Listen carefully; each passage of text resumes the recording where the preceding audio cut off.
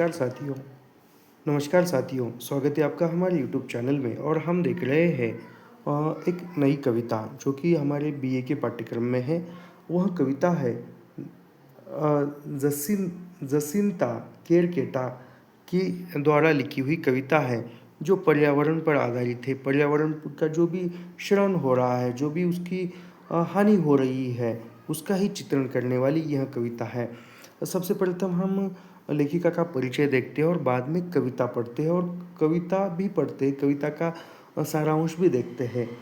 प्रसिद्ध और प्रतिबद्ध आदिवासी कवित्री, मतलब यह केरकेट्टा, यह कौन से जनजाति से आने वाली कवित्री है? तो आदिवासी पत्रकार और सामाजिक कार्यकर्ता, यानी पत्रकारिता के क्षेत्र में इन्होंने कार्य किया है और सामाजिक कार्यकर्ता भी है।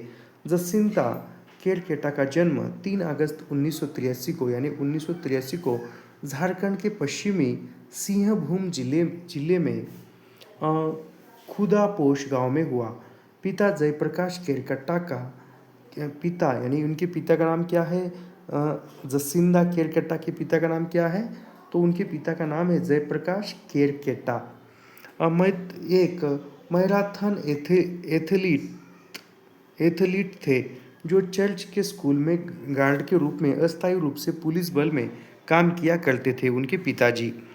उनकी माता का नाम पुष्पा, यानी जसिंता के माता का नाम क्या है? पुष्पा है। पुष्पा अनीमा केरकेट्टा। उनका परिवार उराव जनजाति से है, यानी उराव जो आदिवासी इसमें जो उराव नामक जनजाति है, उनमें से इनका परिवार है। झारखंड के संथाल परगना डिवीजन के अलग अलग स्कूल और बिहार के चंपारण जिले के बेतिया में जसिंता की पढ़ाई हुई है। वह 13 साल की उम्र में मनोहरपुर के मिशनरी बोर्डिंग स्कूल में गई, यानी वह 13 साल की उम्र में जो मनोहरपुर में जो मिशनरी बोर्डिंग स्कूल था हॉस्टेलर, तो वहाँ पर वो पढ़ने के लिए गई। सन 2006 में सेंट जेवियर्स कॉलेज रांची से मास कम्युनिकेशन मतलब पत्रकारिता जर्नलिज्म और वीडियो प्रोडक्शन में डिग्री प्राप्त की। मतलब इनकी शिक्षा कहाँ किस में हुई है? मास कम्युनिकेशन मतलब जर्नलिज्म और वीडियो प्रोडक्शन में इनकी डिग्री प्राप्त हुई है। सन 2016 में रांची विश्वविद्यालय से मास कम्युनिकेशन में मास्टर की पूरी की, यानी इन्होंने मास्टर यानी जो एमए है या स्नातकोत्तर की उपाधि उन्होंने मास कम्युनिकेशन मतलब जो जर्नलिज्म होता है उसमें किया है। इसने एमजे बोलते हैं उसको। रांची विश्वविद्यालय से स्थानीय पत्रकारों द्वारा दुर्लक्षित तीव्र हिंसा को देखने के बाद जसिंता ने पत्रकार बनने का फैसला लिया, यानी जो स्थानिक पत्रकार थे उनके द्वारा जो तीव्र हिंसा को दुर्लक्षित किया गया या वो उनके जो भी ये है वो देखा गया और उन्होंने पत्रकारिता में जाने का फैसला किया।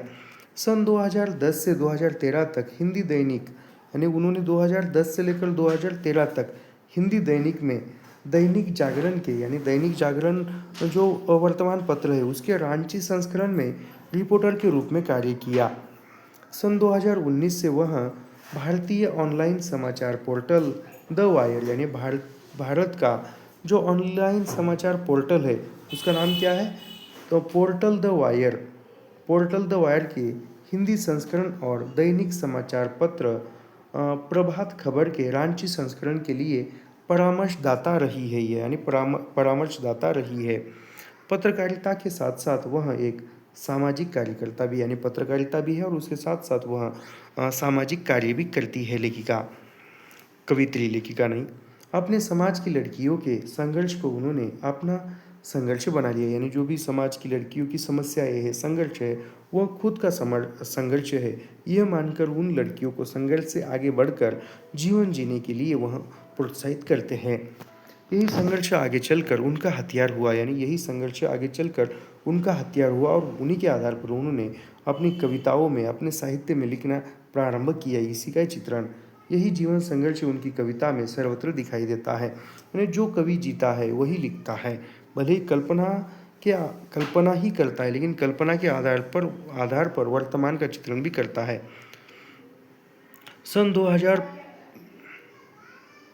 सन 2015 से वे झारखंड के सिमडेगा और खूंटी जिलों के आदिवासी लड़कियों की शिक्षा के लिए कुचिना फाउंडेशन कोलकाता के सहयोग से काम कर रही है, नहीं काम कर रही है वहाँ पर।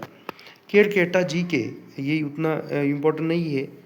केरकेटा जी ने झारखंड के 5 जिलों में आदिवासी और खनन शीर्षक से एक अध्ययन किया। यानी केरकेटा जी ने जो झारखंड के 5 जिले हैं, झारखंड के 5 जिले हैं, और उस झारखंड के 5 जिले कौन कौन से हैं कमेंट बॉक्स में आप बताइए।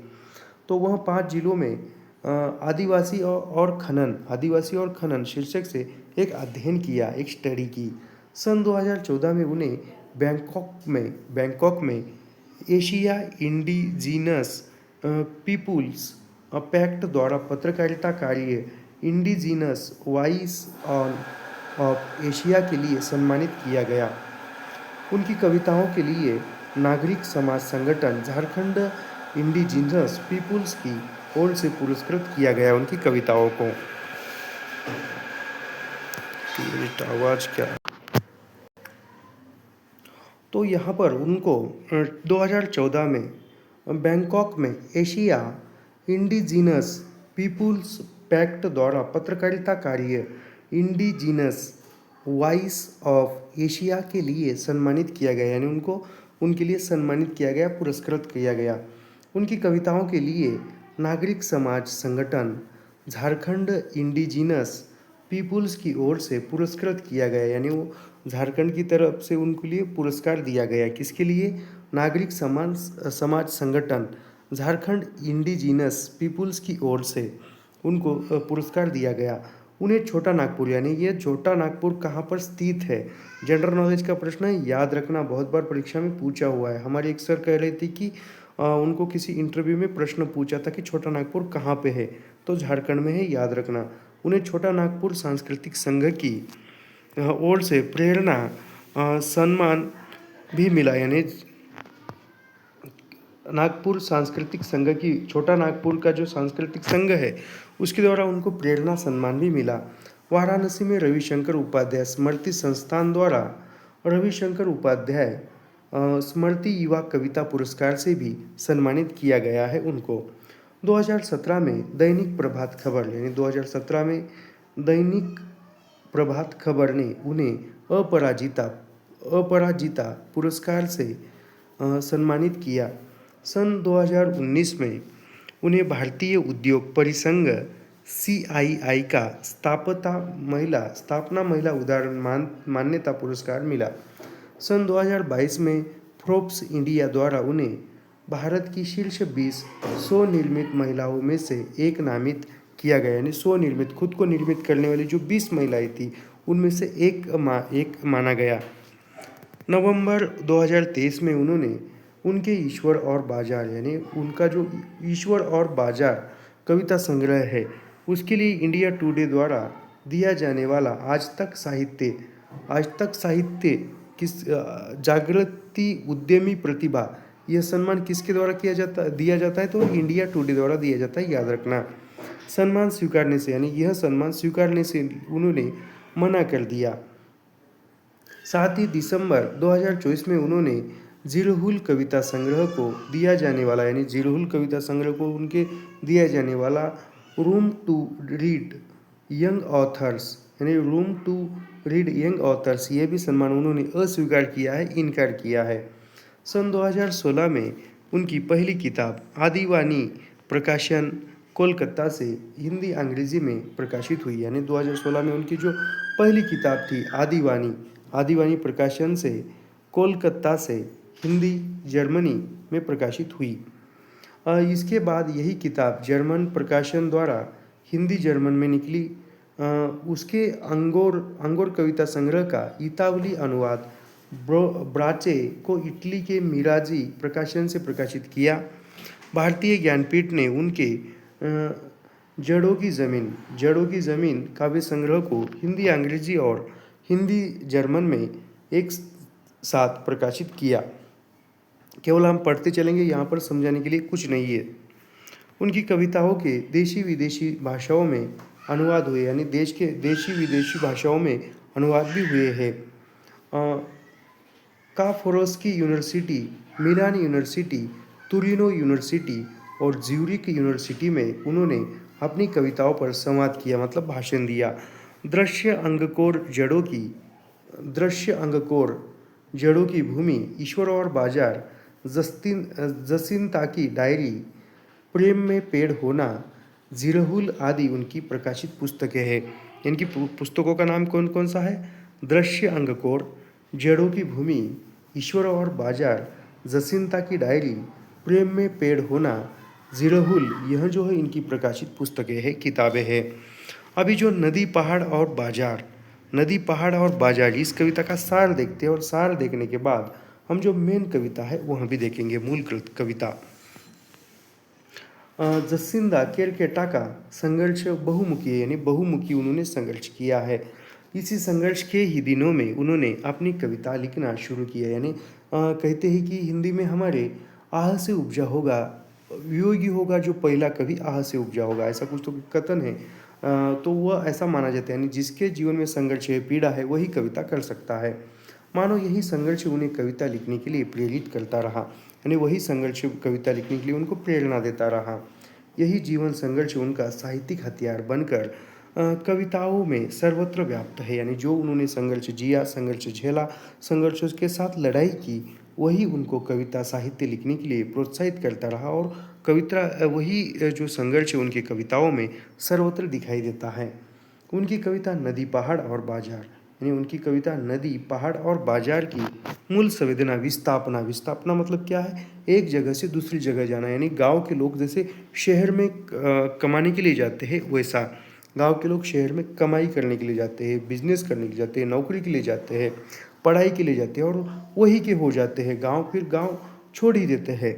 प्रस्तुत और पर्यावरण का क्षरण, यानी उसमें पर्यावरण का क्षरण है, पर्यावरण किस प्रकार ये हो रहा है, पर्यावरण की हानि हो रही है। यह प्रदूषण और आधुनिकता के दबाव में पारंपरिक जीवन शैली के नुकसान, यानी आधुनिकता के जीवन में हमने आधुनिकता अपनाई है, पाश्चात्य संस्कृति का अनुकरण किया है और उसके कारण जो पारंपरिक जीवन पद्धति थी, शैली थी, उसका कैसा नुकसान हुआ है, इस पर भी यह कविता प्रकाश डालती है, बता देती है।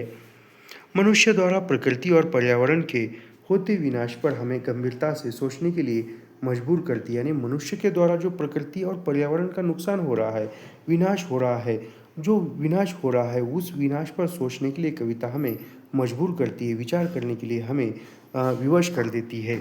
कविता एक गांव से बाजार की ओर यात्रा का वर्णन है, यानी कविता है गांव में रहने वाले जो लोग हैं वो बाजार जा रहे हैं और बाजार जाते हुए एक वर्ण उसमें दिखने वाले जो दृश्य है उसका वर्णन है, जिससे एक स्त्री अपनी छोटी पीढ़ी, यानी एक स्त्री मतलब छोटी पीढ़ी, स्त्री मतलब बड़ी है, छोटी पीढ़ी मतलब उसकी बच्ची होगी, ये पहली पीढ़ी, दूसरी पीढ़ी, यानी बड़ी पीढ़ी, छोटी पीढ़ी, ऐसा कहा गया है। एक स्त्री अपनी छोटी पीढ़ी को प्रकृति के बदलते रूप जैसे सूखी नदी, यानी बदलते रूप सूखी नदी, पहले नदियों में 12 महीने पूरे साल भर पानी ही पानी रहता था, लेकिन आजकल नदियों में 12 महीने पानी नहीं रहता है, केवल बारिश के दिनों में ही कम पानी रहता है, जितना चाहिए उतना नहीं रहता है। तो सूखी नदी, पहाड़ों का गायब हो जाना, मतलब बढ़ती लोक संख्या है, रहने के लिए जगह कम है, तो रहने के लिए लोग जो बड़े बड़े पर्वत है, पहाड़ है, उसको काट कर, उसको समतल बनाकर वहाँ पर घर बना रहे हैं, तथा जो भी शहर के नज़दीक, गांव के नज़दीक बड़े बड़े पर्वत है, उसको खोद कर शहर में, गांव में जो घर बनाते हैं, तो घर के नीचे जो बेसमेंट करने के लिए काम आता है, वो वहाँ पे ले जाने के लिए उसके जो भी पत्थर मिट्टी है वो ले जाते हैं। कब्रिस्तान में बदलाव हुआ, यानी कब्रिस्तान में बदलाव हुआ है, पहले का कब्रिस्तान कैसा था, आज का कैसा है। खेत खलियान दिखती है, यानी पहले जो कब्रिस्तान था, अब वो पहले जो खेत खलियान था वहाँ कब्रिस्तान बन गए। पीछे नीचे हम कविता में देखेंगे। यहाँ गांव से बाजार की यात्रा विस्थापन का प्रतीक है, यानी गांव से बाजार की यात्रा मतलब क्या है? विस्थापन है। लोग किस प्रकार विस्थापन हो रहे हैं, एक जगह से दूसरी जगह पर कैसे जा रहे हैं, इसका प्रतीक है गांव से बाजार की ओर जाना। नदी का निर्मल जल, पहाड़ों से आगे वाली शुद्ध नदी का निर्मल जल, पहाड़ों से आने वाली शुद्ध हवा अब केवल यादों में रह गई है, यानी कहते हैं कि नदी का शुद्ध जल है, निर्मल जल है, पहाड़ों से शुद्ध हवा आती है, ये केवल आप यादों में रहा है, असल में वास्तविकता में यह सब कुछ नहीं है। आज का मनुष्य शुद्ध जल और शुद्ध हवा के लिए संघर्ष करता दिखाई दे रहा है। ये बात सच है। शुद्ध जल जो हम बिसलरी 20 रुपए की खरीद कर पानी पीते हैं, वो भी शुद्ध है या नहीं, इसकी भी शाश्वती नहीं है। फिर भी हम शुद्ध मानकर वो खरीद लेते हैं। और जो प्रकृति के गर्भ से शुद्ध पानी आता है, उसको अशुद्ध किसने किया है? हम इंसानों ने ही किया है। आज का मनुष्य शुद्ध जल और शुद्ध हवा के लिए संघर्ष करता दिखाई दे रहा है। जीने के लिए ही नदी का सूखना और पहाड़ों का गायब हो जाना आधुनिक मनुष्य द्वारा प्रकृति और पर्यावरण के नुकसान को दर्शाता है। मतलब क्या है? नदी का सूख जाना, पहाड़ों का गायब हो जाना, यह आधुनिक मनुष्य द्वारा प्रकृति और पर्यावरण के नुकसान को दर्शाता है। यानी नदी का सूख जाना यह अच्छा है क्या पर्यावरण के लिए? नदी का सूख जाना मतलब क्या है? पानी की कमी है, पानी कमी है तो पानी के अंदर जो रहने वाले प्राणी है उसकी मृत्यु है। जो भी पेड़ पौधे हैं आसपास के, उसकी पेड़ पौधे की मृत्यु होगी। अब लोगों को पीने के लिए पानी नहीं होगा, ये सब कुछ। और जो पर्वत जो है वो भी गायब होता है। आधुनिक मनुष्य द्वारा ये प्रकृति और पर्यावरण को नुकसान दर्शाता है। यानी आधुनिक मनुष्य ने किस प्रकार प्रकृति को नुकसान पहुंचाया, पर्यावरण को, यह दिखाता है। जो उसके ही हाथ से उसके ही पैरों पर कुल्हाड़ी मारने जैसा है। मतलब क्या है? खुद के हित के लिए हमने जंगल काटे, हमें जगह कम पड़ रही थी तो हमने जंगल काटा, वहाँ पर बस्ती बनाई, घर बनाया, गांव बनाया, शहर बनाया। और अब हमें शुद्ध हवा नहीं मिल रही है तो हम फिर से पेड़ लगा रहे हैं। मतलब क्या है कि खुद का नुकसान हमने खुद किया है। खुद के पैरों पर कुल्हाड़ी मारने का काम हमने खुद किया है। बाजार की दुकान में नमी और मिट्टी जैसे प्राकृतिक वस्तुओं को डिब्बाबंद और महंगी बताना, यह आधुनिकता के दबाव में प्रकृति और पर्यावरण के प्रति बदलती वर्तमान मानव की मानसिकता की ओर इशारा करता है।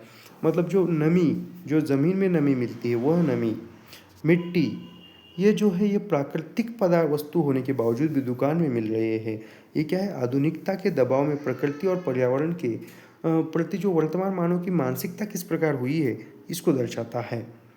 खेत खलिहान की जगह पर कब्रिस्तान पारंपरिक जीवन शैली और सांस्कृतिक मूल्यों के अध्यपतन का प्रतीक है। यानी जो खेत खलिहान थे, उस खेत खलिहान की जगह पर कब्रिस्तान हुआ है। पारंपरिक जीवन शैली और सांस्कृतिक मूल्यों के पतन हुआ है, इसका प्रतीक है। नन्ही पीढ़ी के माध्यम से आने वाली पीढ़ी के बोझ की चिंता कवित्री को यहाँ सताती है। यानी नन्ही पीढ़ी मतलब छोटी पीढ़ी के माध्यम से उसके बाद की जो आने वाली पीढ़ी है, उसका किस प्रकार बोझ, उसकी चिंता किस प्रकार बढ़ेगी, यह कवित्री ने यहाँ पर बताया है। प्रस्तुत कविता पर्यावरण शरण, यानी प्रस्तुत कविता पर्यावरण का जो शरण हो रहा है, प्रकृति के वस्तुकरण की एक शक्तिशाली आलोचना के साथ साथ बाजार में बेचे जा रहे अमूर्त प्राकृतिक तत्वों का विरोधाभास बयां करती है। अंत कवित्री हमें पर्यावरण पर मानवीय क्रियाओं को दुष्परिणामों से अवगत करते हुए एक तरह से प्रतिरोध का भी आह्वान करती है। यानी एक तरह से विरोध करती है, जो हम हमारे स्वार्थ पूरा करने के लिए जो प्रकृति की हानि पहुंचाते हैं, जंगल काटते हैं, पर्वत समतल कर देते हैं, उसके क्या क्या दुष्परिणाम होते हैं हम पर ही, उसको वो आह्वान करती है। और वह करने से कवित्री कविता के माध्यम से विरोध करती है। तो अब मूल कविता देखते हैं। छोटी कविता है, लंबी नहीं है यह। नदी, पहाड़ और बाजार। गांव में वो दिन था इतवार, एतवार, एतवार मतलब क्या है? रविवार, संडे बोलते हैं, रविवार। एतवार मतलब रविवार, एतवार मतलब रविवार या संडे। गांव में वो दिन था एतवार, मैं नन्ही पीढ़ी का हाथ थाम, मतलब छोटे पीढ़ी का, उससे छोटी बच्ची का हाथ थाम या बच्चे का हाथ थाम निकल गई बाजार। यानी गांव में वो दिन था एतवार, मतलब गांव में एक दिन था, रविवार था, और रविवार के दिन बाजार बहुत सारी जगहों पर रहता है। इसी प्रकार कवित्री के गांव में भी होगा। और वो नन्ही पीढ़ी का हाथ थाम कर, मतलब आने वाले छोटे बच्चों का हाथ थाम कर वह बाजार के लिए निकली। सूखे दरख्तों के बीच देख एक पतली पगडंडी, मैंने नन्ही पीढ़ी से कहा,